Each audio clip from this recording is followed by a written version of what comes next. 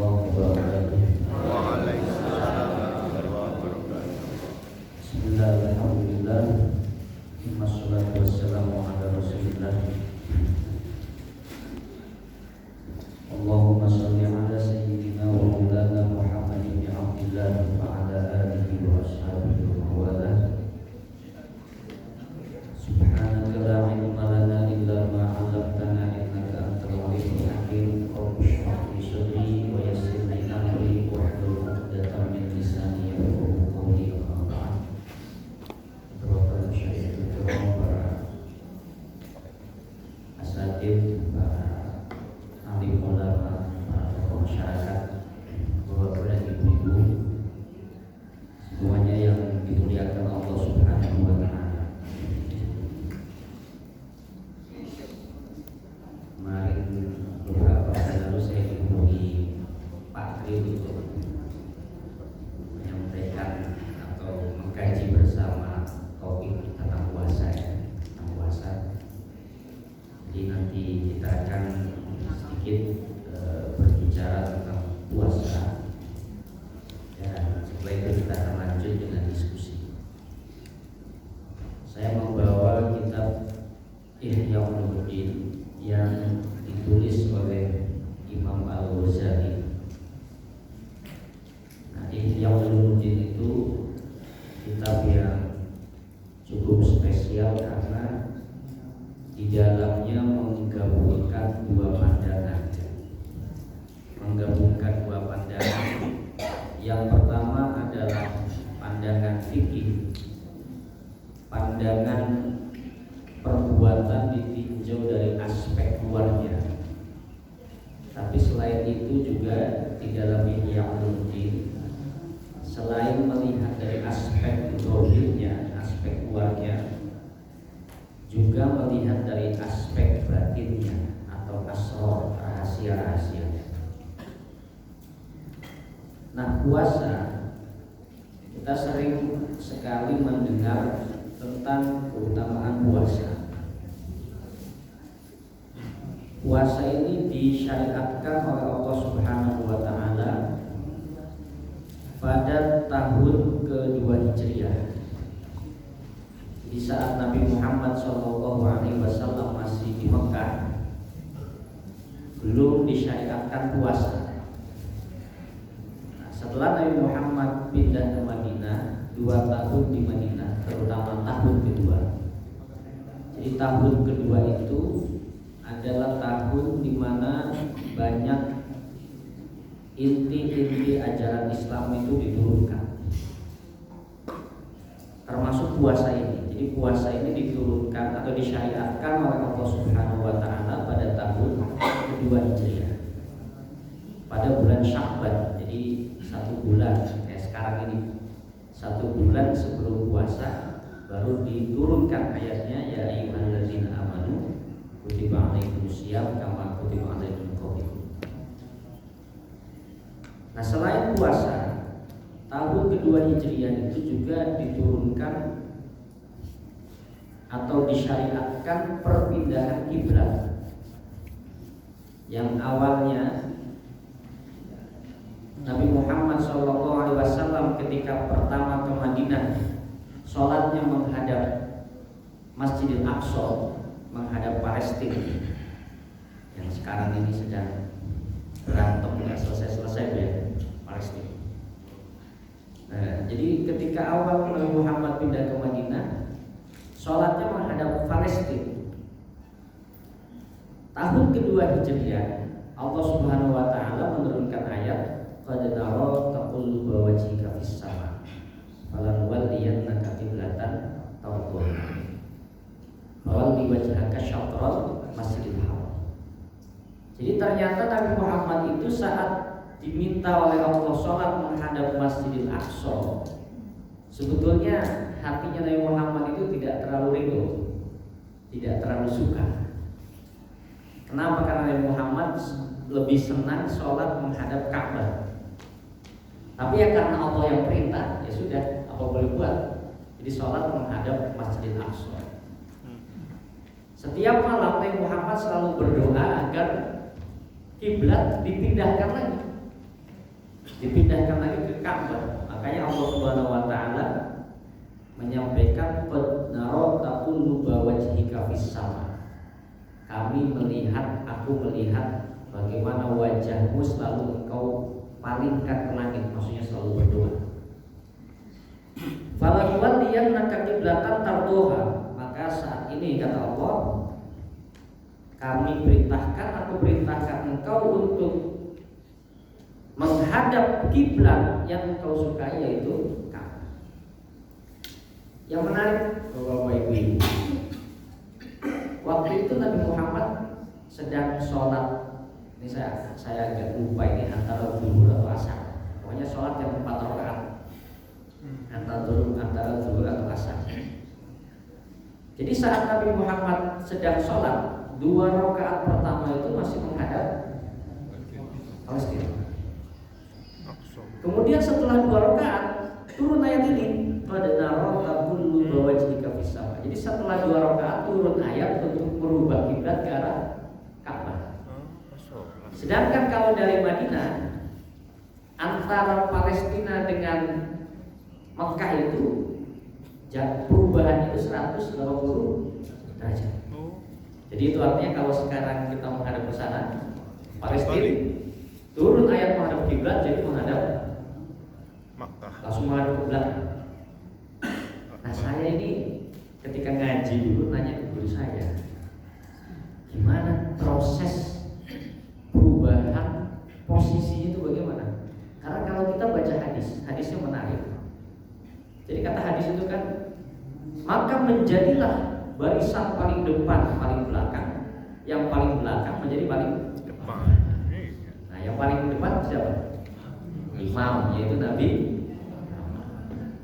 Setelah Nabi Muhammad, sahabat laki-laki. Misalkan ini ya. Setelah sahabat laki-laki, sahabat perempuan. Jadi sahabat perempuan sofnya paling belakang. Jadi setelah 2 rakaat tiba-tiba disuruh pindah atau berubah arah kiblat, maka Nabi Muhammad berputar 180 derajat. Sahabat bagaimana? Juga berputar 180 derajat. Sahabat perempuan sama berputar 180. Pertanyaannya, imamnya siapa? Masa pakai itu ya? Jadi saya dulu nanya gitu sama guru saya, gimana itu Syekh? Atau gimana itu perubahan kiblat itu? Guru saya agak mikir juga. Kata saya, berarti Nabi Muhammad paling belakang? Oh enggak, Nabi Muhammad kan imam, jadi harus paling depan. Tapi kan di hadis posisinya tidak berubah. Iya, gimana itu ya? Makanya kemudian ada, menurut syarah-syarah hadis itu ada 2 kemungkinan. Ada kemungkinan perubahannya itu begini. Jadi begini. Tapi kalau perubahannya begitu, akan ada gerakan-gerakan yang terlalu banyak.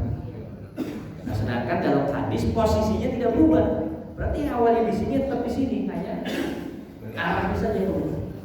Berarti ada kemungkinan kedua pada saat itu kondisi darurat. Sholat dikomando dari Allahu Akbar, Allahu Akbar. Nah, ini kan kita semua nggak ada yang melihat bagaimana prosesnya itu kan. Nah, jadi di syarah-syarah hadis dijelaskan itu. Nah, pada waktu itu masjidnya Masjid Bani Salimah.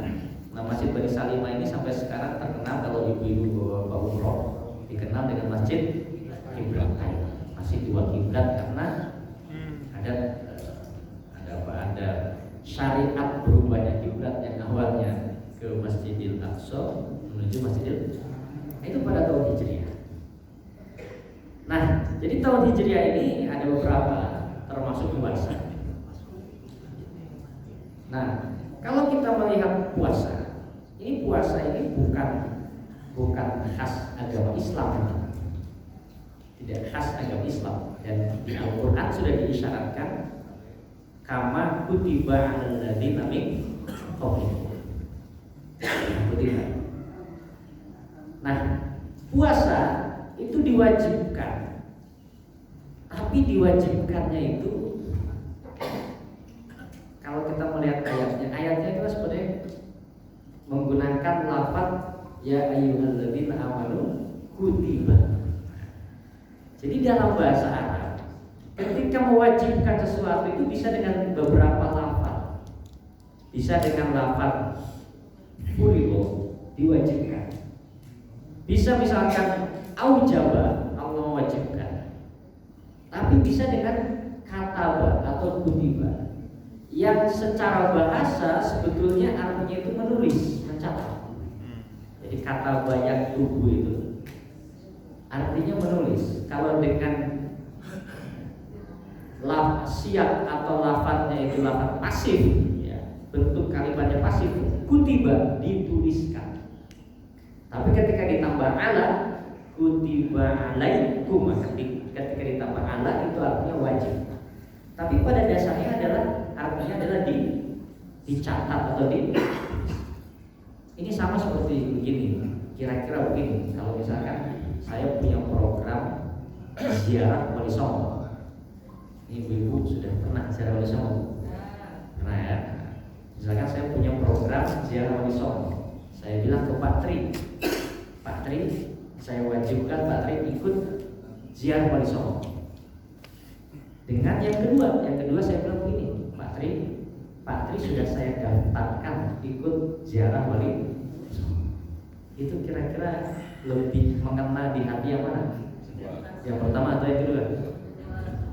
Sama-sama wajib, tapi cara menyampaikan wajibnya berbeda. Yang pertama itu Pak Tri wajib ziarah, tapi yang kedua Pak Tri sudah saya daftarkan ikut ziarah.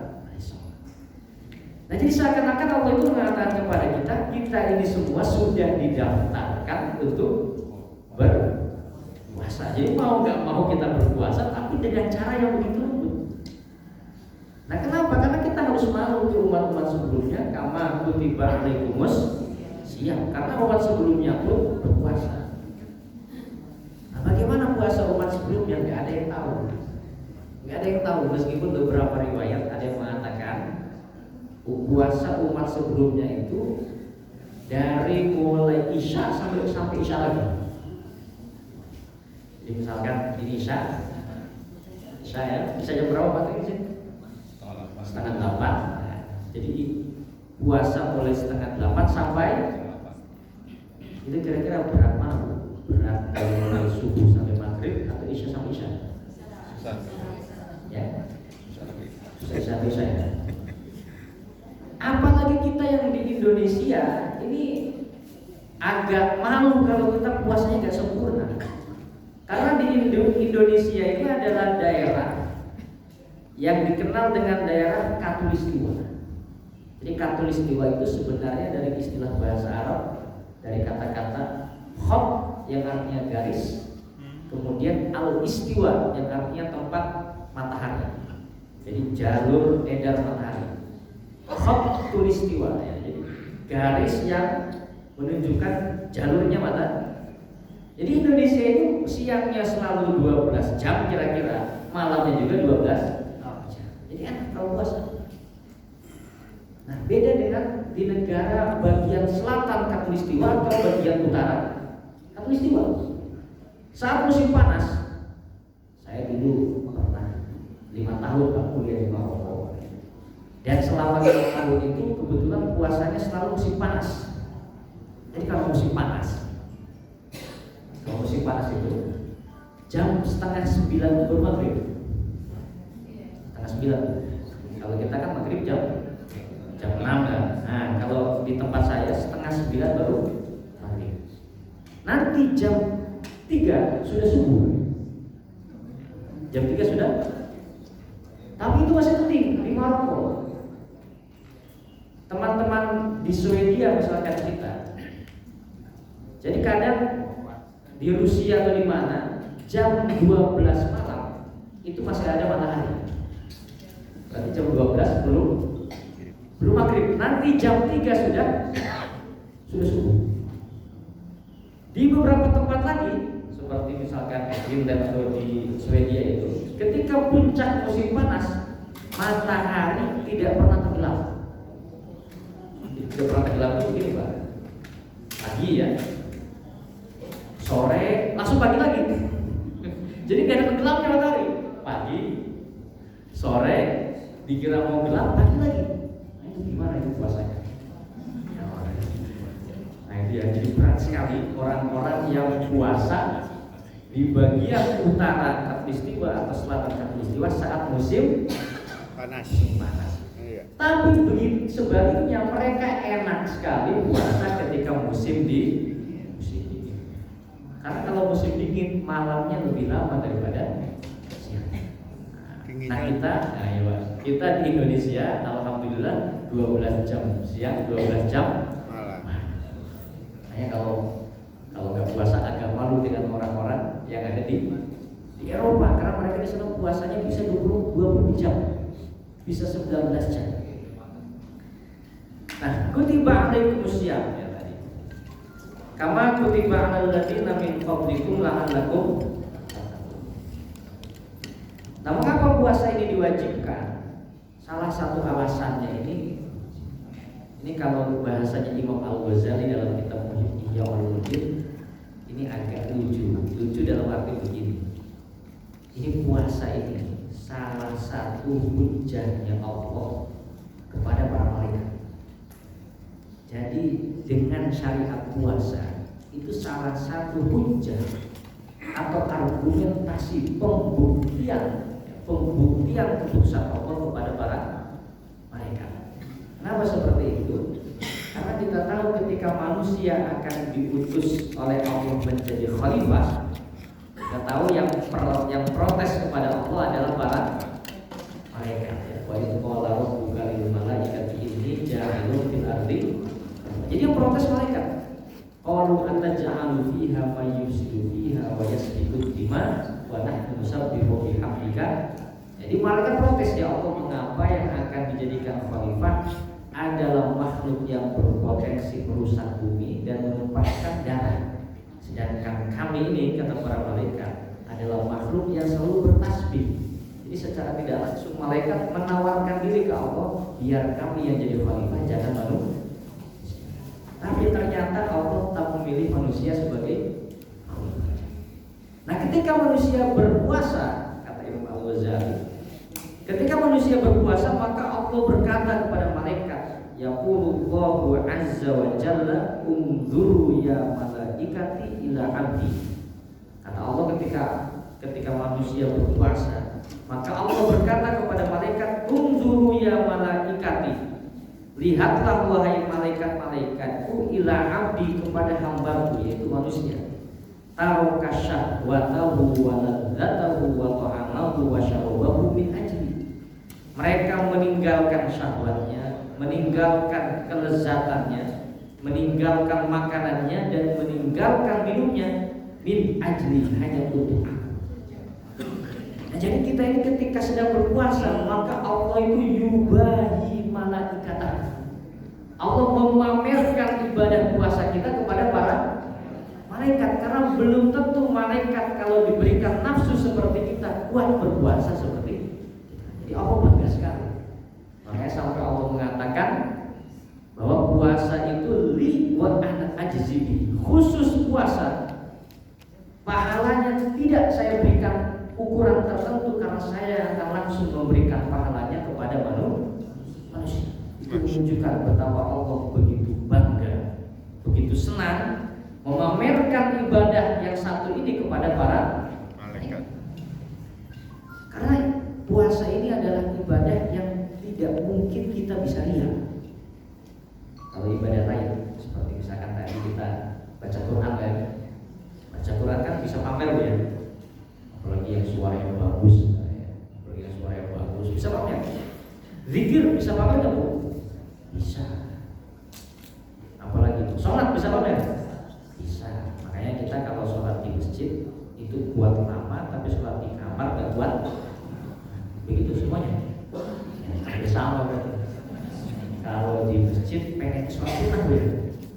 Kalau di kamar sholat sunnah ya Bu? Agak malas sudah. Kalau di masjid itu rasanya kalau baca Quran inginnya lama Bu ya.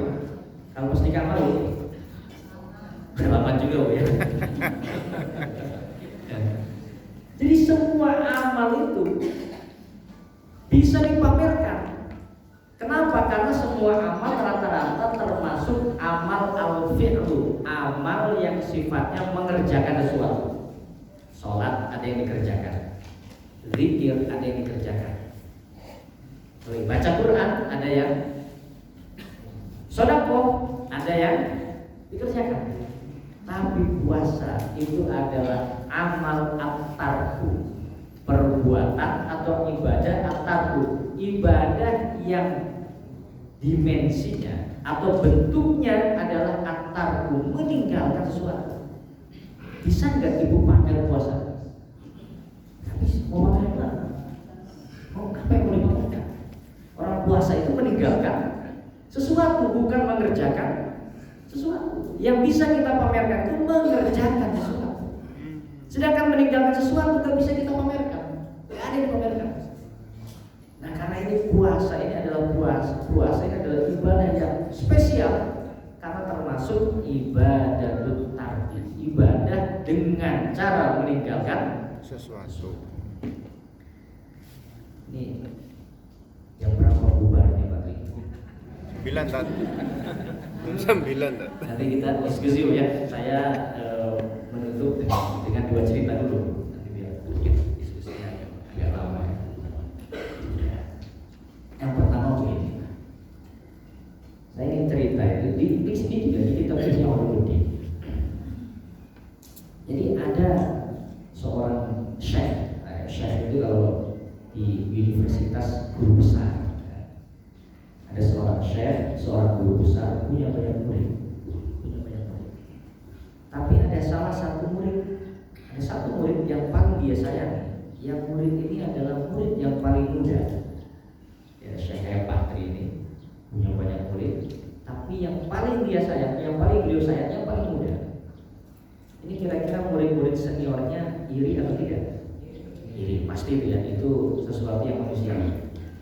Maka murid-murid yang senior ini kemudian bertanya ke Syekhnya, wahai guru, mengapa yang engkau sangat sayangi muridmu yang paling muda? Padahal kami ini murid-muridmu yang telah lebih lama belajar dengan engkau. Ini si guru untuk menjawab pertanyaan tersebut, dia tidak menjawab dengan alasan menggunakan lisan, menggunakan bahasa. Tapi si guru ini kemudian memberikan perintah kepada semua murid. Nah, kalau kalian ingin tahu jawabannya, besok ketika datang mengaji di sini, semuanya datang membawa ayam. Bawa ayam. Semua disuruh datang bawa ayam. Udah besoknya datang semua bawa ayam. Setelah bawa ayam, gurunya kemudian kasih instruksi.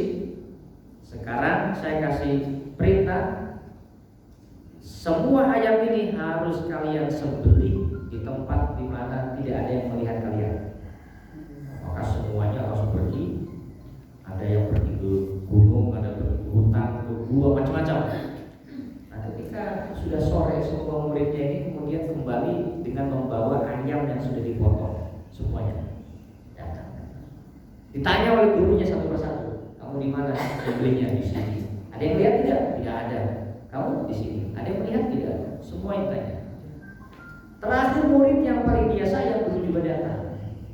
Maka datanglah murid terakhir yang paling dia sayang, yang paling muda itu datang, membawa ayam yang belum dipotong.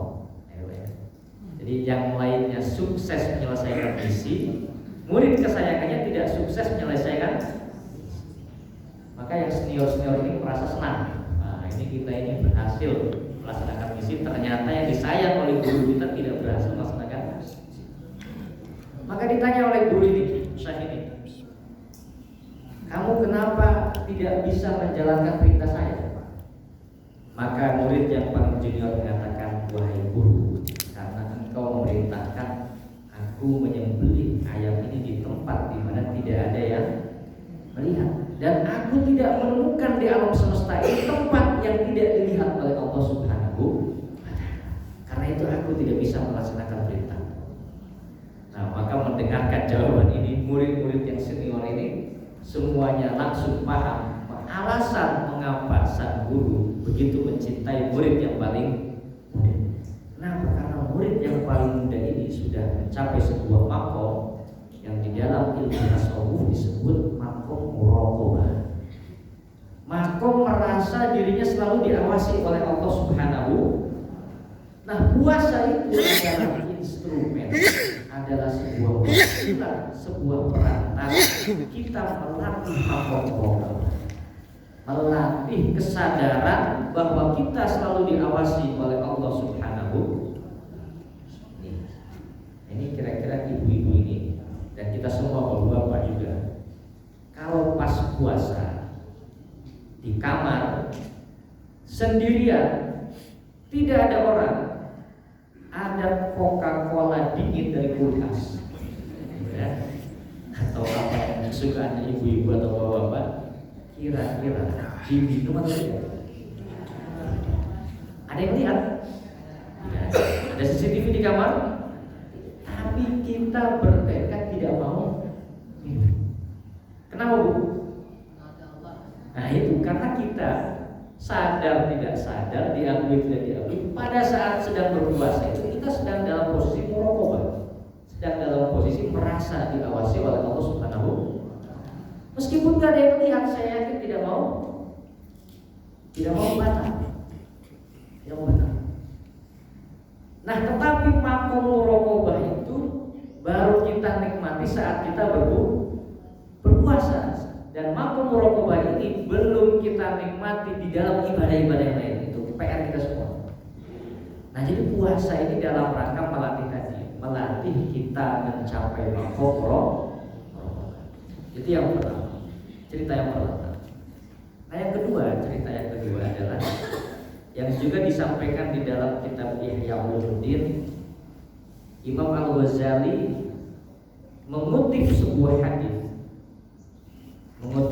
hadis yang diriwayatkan di Sahih Bukhari dan Sahih Muslim, bahwa anna imra'ataini shomata ala ahdi Rasulullah sallallahu alaihi wasallam. Ada dua orang perempuan yang berpuasa pada masa Nabi Muhammad sallallahu alaihi wasallam. Fa ajhadahuma al-ju'u wal 'atshu fi akhir nahar. Kemudian kedua perempuan ini di pertengahan siang mereka merasakan kelaparan dan merasakan haus yang sangat luar biasa, sehingga mereka kemudian mengirimkan utusan untuk meminta izin ke Rasulullah SAW untuk berbuka puasa. Maka yang menarik, Nabi Muhammad SAW fa'arsala ilaihima qadahan. Jadi Nabi Muhammad kemudian mengirimkan kedua perempuan ini qadahan. Qadah itu ember. Jadi Nabi Muhammad mengirimkan kedua perempuan ini ember. Wa qala, lalu Nabi Muhammad menyampaikan pesan ke orang yang membawa ember tadi, ullahuma, kalau nanti ember ini sudah engkau berikan ke dua perempuan tadi, katakanlah lahuma kepada keduanya, afihi, muntahlah kalian berdua di dua ember ini. Nah, jadi Nabi Muhammad mengirimkan ember untuk dijadikan tempat muntah. Maka faqa'at ihdahuma nisfahu daman abiton walahman gharidho. Maka muntahlah yang satu, perempuan yang satu memuntahkan darah dan potongan daging yang masih segar. Jadi yang satu ini muntahnya darah dan potongan daging yang masih segar sampai memenuhi setengah ember. Waqa'at al-ukhra mithla dzalik hatta mala'atahu. Lalu kemudian perempuan yang kedua juga muntah di tempat yang sama dan yang dikeluarkan juga sama, darah segar dan potongan daging yang masih segar, sampai ember tersebut penuh dengan darah dan potongan daging. Fa'ajiban nasu min dzalik, orang-orang merasa heran, kenapa bisa muntah seperti itu? Faqala, lalu Nabi Muhammad SAW berkata, hatani somata amma ahallallahu lahuma. Kata Nabi, hatani, dua perempuan tadi, somata, mereka berpuasa, amma ahallallahu lahuma, mereka berpuasa ketika puasa sahurnya dengan sesuatu yang dihalalkan oleh Allah Subhanahu wa ta'ala.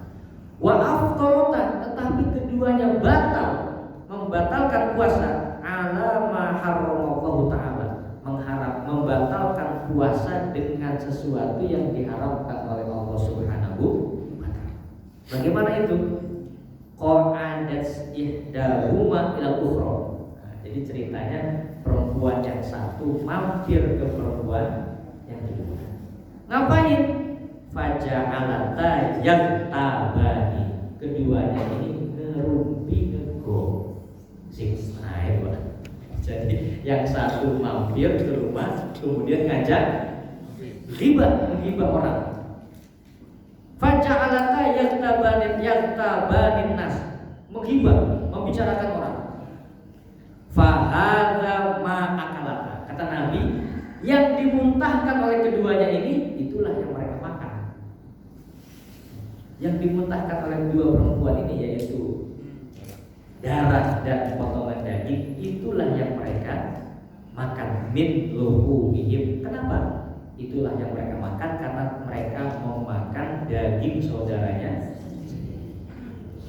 Jadi alhamdulillah kita semua tidak hidup di zaman Nabi. Kira-kira kalau kita hidup di zaman Nabi, bagaimana? Muntah semua ya, muntah semua. Karena kita ini hampir setiap hari melakukan musik. Apalagi kemarin musik politik kemarin dibahas terus sampai sekarang. Nah ini, wah ini itu dia itu punya hutang sama saya 100.000 gak bayar. Hutang 100.000 gak bayar. Kemudian kata ustadznya, awas nanti gibah. Biasanya jamaah menjawab, Pak Ustadz, itu bukan gibah, itu fakta. Nah, itu ya. Itu Pak Ustadz, itu fakta. Memang dia hutang saya 100.000 gak bayar. Nabi Muhammad juga ditanyakan hal yang sama oleh para sahabat. Para sahabat tanya ke Nabi Muhammad, ya Rasulullah, in kana fihi ma'un. Ya Rasul, kalau yang saya bicarakan itu sesuai fakta bagaimana? Nabi Muhammad menjawab, in kana fihi ma'un. Kalau seandainya yang kamu katakan sesuai fakta, faqad ihtabta, kamu sudah melakukan ghibah. Wa in kana fihi laisa mataqul, dan kalau yang kamu katakan tidak sesuai fakta, faqad bahatta, kamu sudah bukan ghibah lagi, kamu sudah naik tingkat menjadi fitnah. Nah itu dia Pak.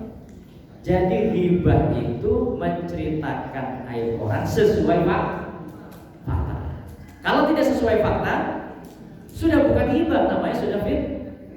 Nah kita ini biasanya kalau menceritakan aib orang sesuai fakta atau ada tambahan sedikit-sedikit.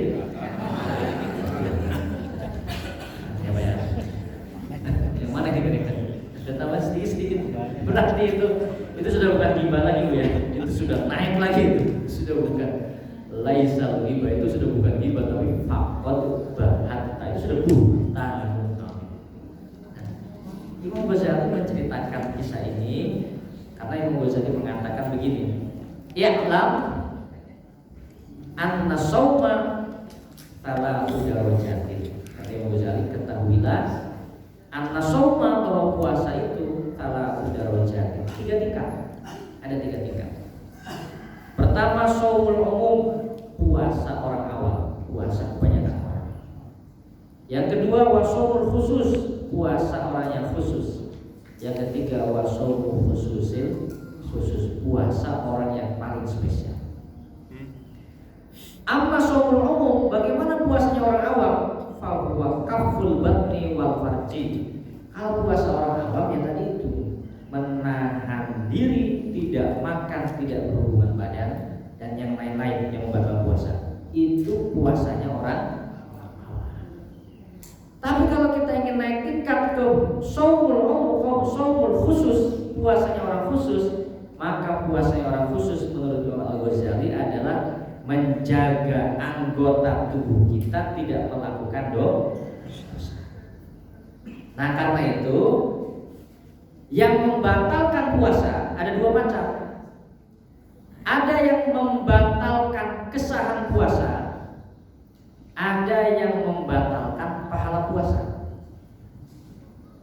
pertama adalah membatalkan kesahan puasa. Ini biasanya disebut mufattirah, sesuatu yang membatalkan kesahan puasa. Makan, minum, berhubungan badan, muntah sengaja dan seterusnya. Itu sesuatu yang membatalkan kesahan puasa. Tapi meskipun puasa kita telah sah, ada yang membatalkan yang kedua, yaitu muhbitat, sesuatu yang membatalkan pahala puasa. Nah, yang membatalkan pahala puasa itu adalah dosa mata, dosa telinga, dosa lidah, dan semua dosa anggota tubuh kita. Nah, saya yakin semuanya di antara kita di sini semuanya sudah mencapai tahap yang pertama, yaitu shaumul umum, puasanya orang umum. Tapi untuk menaik tingkat ke tahapan berikutnya, yaitu shaumul khusus, kita semua masih perlu usaha ekstra. Apalagi naik tingkat ke yang paling terakhir, yaitu shaumu khususil khusus. Yang ini saya tidak rekomendasikan karena saya juga nggak bisa.